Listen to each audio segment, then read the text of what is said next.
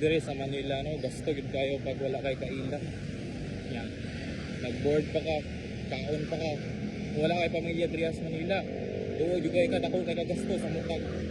Kaning bago pa ka gasto puro pang-apply, bago pa ka nangitag opportunity nga nindot. Itong pasalamat ra ko sa mga gagalingon nga nakoy pamilya dire nakoy mga uyuan, iyaan dire sa Manila. Akong napuy-an, nakasave ra in taon. Save ra sa kaon. Atong tipid-tipid lang gyapon tani, baktas-baktas ra ta kay naman ta allowance sinon pang plite pero gipili na ko baktas-baktas kay para makasave-save pud ba. Kay may na lang puhon-puhon.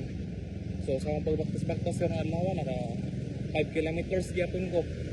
Kay ganina tukapin ya karon pa uli tukapin ko. Mo to. Kapin ako sa akong ulian. Tapos Marikina karon nag-stay guys. So maro to eh. Pare na ko gutom na kay alas 12 kapin na kapit na alauna.